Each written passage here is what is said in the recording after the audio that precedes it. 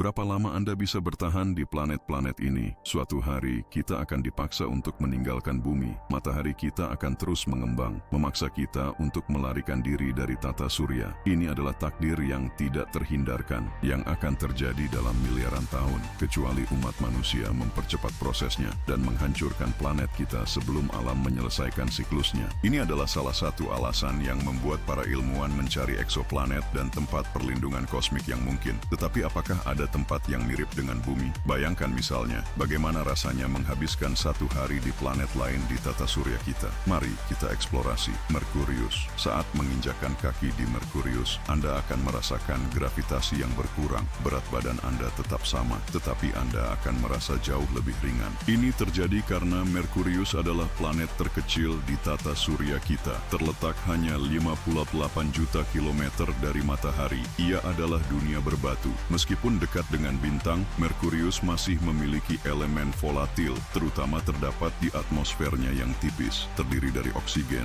natrium, hidrogen, helium, dan kalium. Menariknya, meskipun merupakan planet terdekat dengan matahari, Merkurius tidak memegang gelar sebagai yang terpanas. Venus mendapatkan kehormatan itu karena atmosfernya yang padat. Satu hari di Merkurius setara dengan 59 hari di bumi, tetapi masa tinggal Anda tidak akan bertahan lama. Variasi suhu ekstrem akan menjadi tantangan terbesar Anda. Di sisi yang diterangi, termometer mencapai 470 Kelvin, sementara di sisi malam, dingin bisa mencapai 180.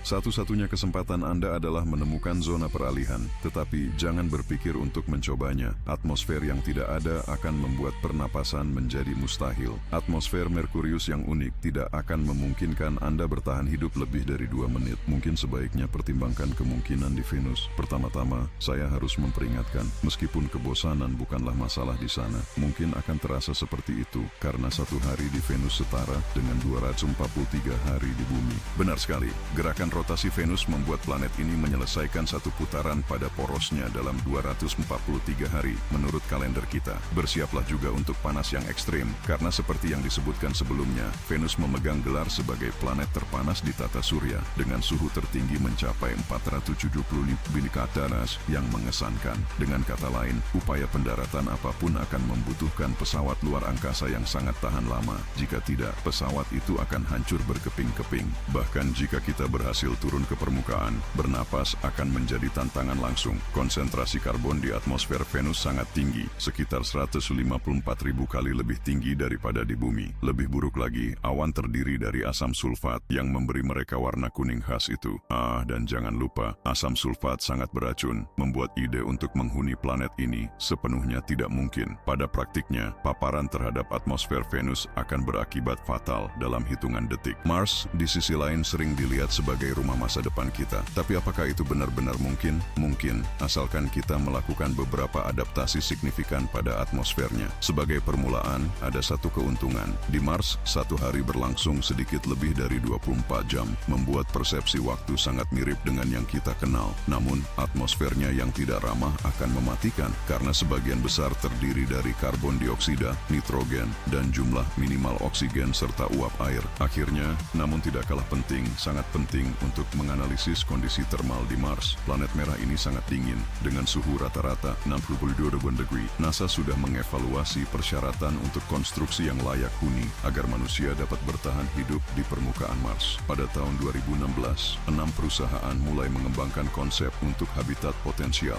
yang prototipenya diharapkan selesai dalam waktu 2 tahun. Struktur-struktur ini kemungkinan besar akan berbagi karakteristik fundamental. Mereka harus mandiri, tertutup rapat dari atmosfer tipis lokal, dan dirancang untuk mempertahankan kehidupan tanpa bergantung pada sumber daya bumi untuk waktu yang lama. Sebagai perbandingan, bayangkan stasiun luar angkasa internasional, sistem kontrol lingkungan, pendukung kehidupan, pembangkit energi, pelabuhan dok, dan ruang dekompresi akan diperlukan untuk memungkinkan perbaikan eksternal atau ekspansi. Perkirakan peralatan besar dan diperkuat yang akan diangkut ke Mars dalam misi manusia pertama, dengan semua material yang diadaptasi untuk perjalanan panjang ini. Adapun Jupiter, meski menantang, secara teoritis mungkin mendarat di Merkurius, Venus, dan Mars dengan pesawat yang cukup kuat. Tapi tahukah Anda bahwa tidak mungkin mendarat di Jupiter? Raksasa gas ini tidak memiliki permukaan padat. Pada dasarnya merupakan bola gas raksasa yang sering sering digambarkan sebagai bintang yang gagal.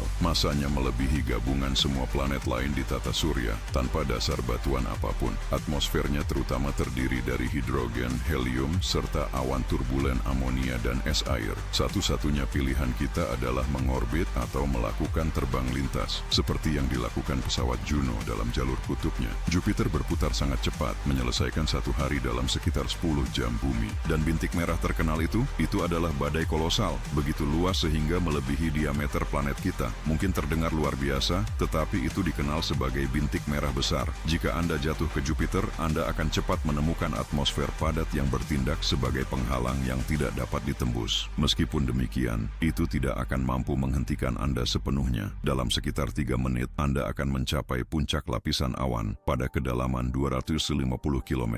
Di sana, kekuatan rotasi planet akan terasa dengan intens. Jupiter memegang gelar sebagai planet dengan rotasi tercepat di tata surya kita. Harinya hanya berlangsung 9,5 jam dalam waktu bumi. Kecepatan ini menghasilkan angin yang menghancurkan, melebihi 440 km per jam. Hanya 120 km di bawah awan, Anda akan mencapai batas dari apa yang pernah dijelajahi. Sampai kedalaman inilah wahana Galileo berhasil mencapai. Pada tahun 1995, saat menyelam ke atmosfer Jupiter, ia bertahan hanya 58 menit sebelum kehilangan komunikasi dan hancur oleh tekanan ekstrim. Jika Anda turun lebih jauh, sekitar 690 km, Anda akan menghadapi tekanan yang lebih besar daripada di dasar Palung Mariana, titik terdalam di bumi. Bertahan hidup di Jupiter tidak mungkin, bahkan untuk sesaat, belum lagi suhu dingin yang menjunam di bawah. Serem papar Tridilidiliu, Steer Tracker, Saturnus. Seperti Jupiter, Saturnus adalah raksasa gas lainnya tanpa permukaan padat. Anginnya melebihi 140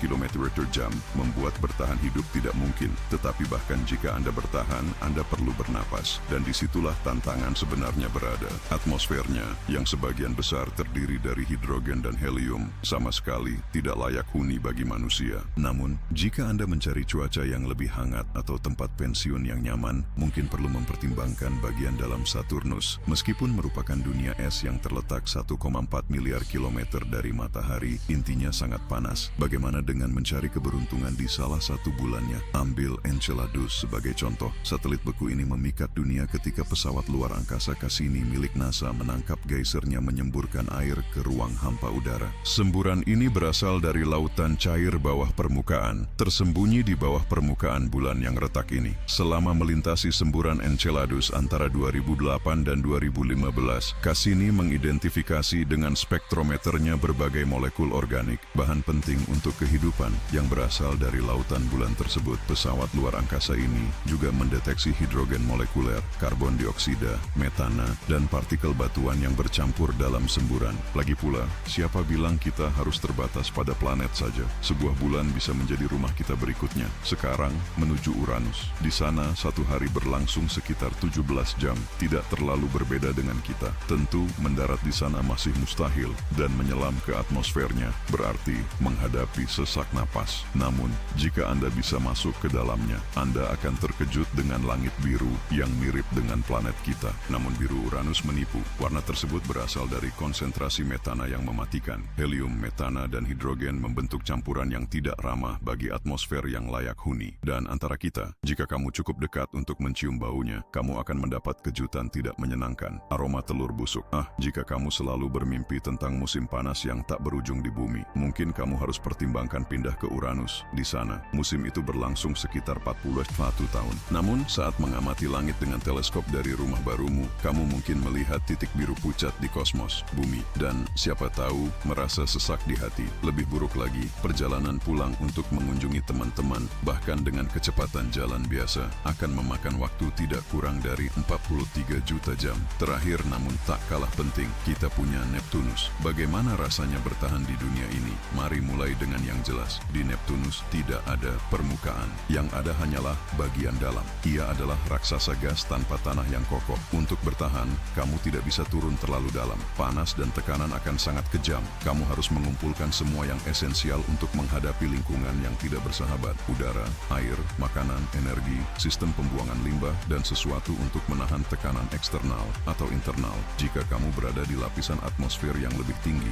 Selain itu, di Neptunus, kamu memerlukan mekanisme pengapungan agar tidak tertarik lebih dalam lagi. Untuk mati di sana, kurang dari 1 detik sudah cukup. Neptunus adalah ahli pemusnahan dengan berbagai metode yang siap digunakan. Gravitasi yang menghancurkan, radiasi mematikan, atmosfer yang tidak bisa dihirup, tekanan tak tertahankan, dan dingin yang membekukan. Sebuah pembunuh berantai planet sejati. Ya, pada dasarnya itulah yang bisa kuceritakan. Jadi setelah takut dengan semua cara mungkin untuk binasa di dunia lain, bagaimana kalau bersantai dan menghargai apa yang kita miliki di sini? Bumi memang tampak seperti tempat yang ideal untuk hidup. Kami memiliki atmosfer yang ramah yang memungkinkan kita bernapas tanpa kesulitan. Kami berada pada jarak yang sempurna dari matahari yang memberi kami energi dan mengatur siklus tidur kami dengan tepat. Dan mari kita akui, ini adalah satu-satunya planet di mana kita menemukan Coca-Cola. Jadi, mari kita berharap kita tidak merusak rumah kita,